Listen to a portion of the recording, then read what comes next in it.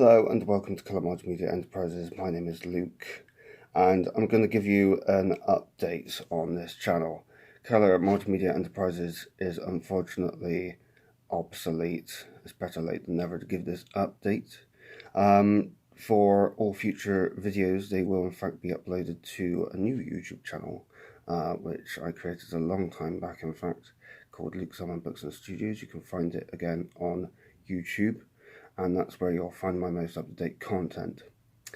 Just to give a bit of a background on the decision to do this, technically, to be honest, it was because this Google account that I own to access Media Enterprises, I lost the credentials for. So the only access to that account is on this phone, which is why I'm recording on my phone and why my video looks like this. Now, with regards to actual video tutorial content, I haven't abandoned it, but I'm going to be doing a different format.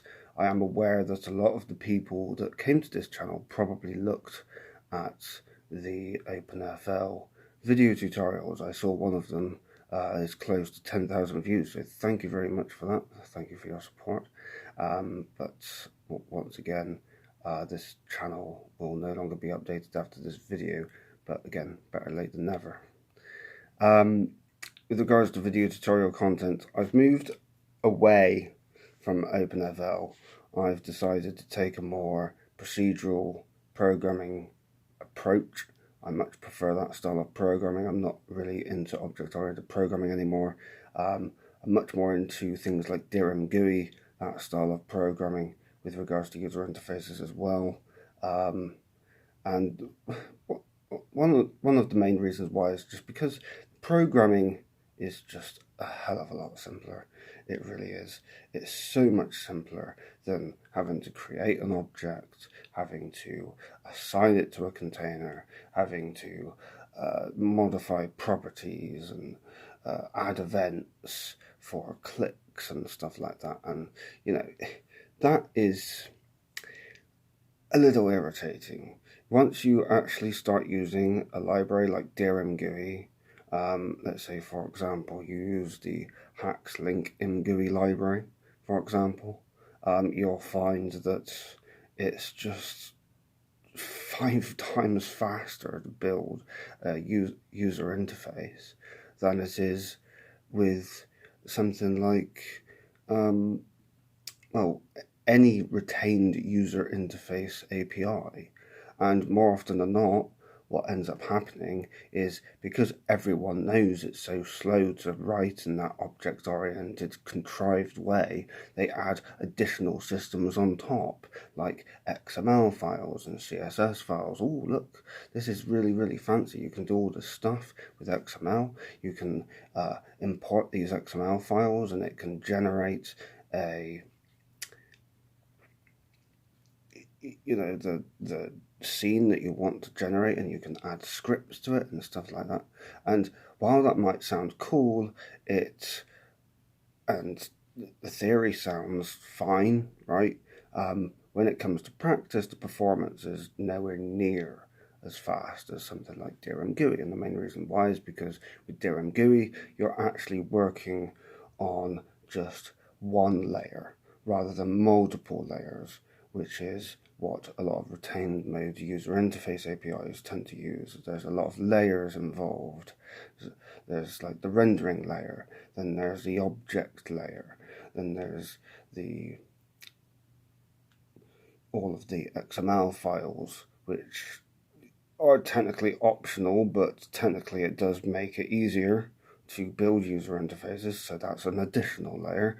Then you have CSS files to style the user interface, so that's another layer. And then you just keep on adding layers and layers and layers and layers and layers of stuff, and it just becomes more contrived, it becomes more complicated, the code base becomes more complicated, it becomes more hierarchical, you know, it just goes out of control. So I've moved away from that style of programming for that reason, because it's just far too complicated. I don't like it. It's heavily contrived. It doesn't make my life any easier than it was before. after using things like DRM GUI and Hack's car, in fact, because car is actually very procedural in terms of its API and the way that it works. So the best way to work in that regard, and for me, what's fun in programming is being able to build something that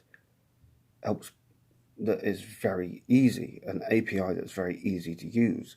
OpenFL, when I learned that was based on the fact that I had previous Flash background, and at that time I was still technically learning. I was interested in video games. I'm still interested, but not as interested as I was before. But that's where I'm coming from with regards to that.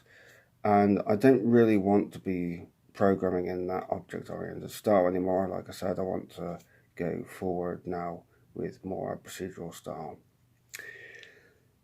On my new channel then, Luke Summon Books and Studios, you'll find most of the tutorials are actually web-based tutorials.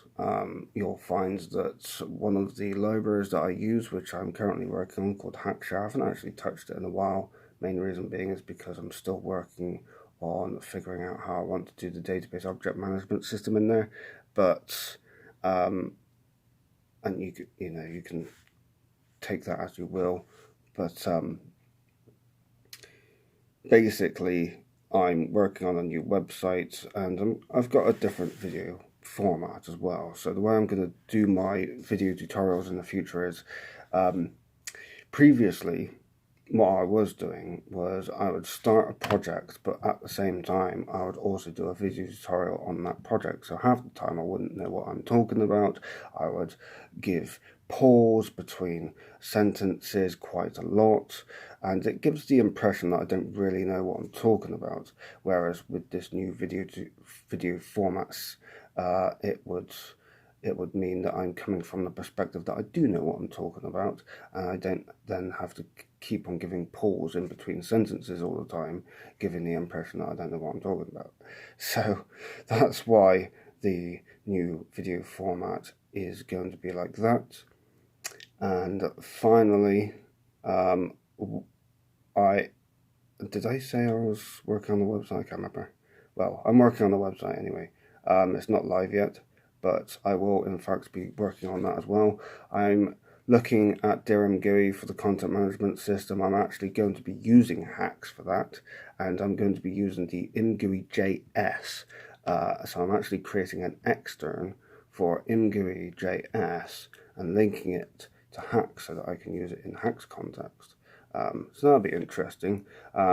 Obviously it's kind of experimental. I'm just working with it at the moment, so I'll give a tutorial on how to do that in the future. Again, that'll be on my Luke Summon Books and Studios channel.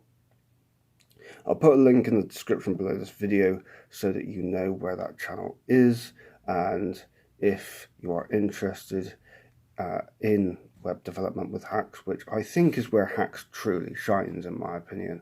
I don't think it really shines in the video game environment. A lot of the marketing has been in video games, and don't get me wrong, there's obviously been plenty of video games made with Hacks, but I don't think that's where it truly shines. I think it shines in web development because of its multi-target capability, with it being able to target both the client and the server at the same time.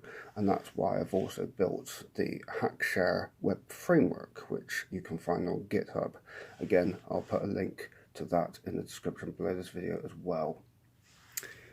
So I hope that clarifies everything. I hope that clarifies that why this channel hasn't been updated in years, and hopefully you can understand where I'm coming from with all of these updates that are happening. So thank you very much for watching. Hope you enjoyed, and I hope to see you on my new channel. Goodbye.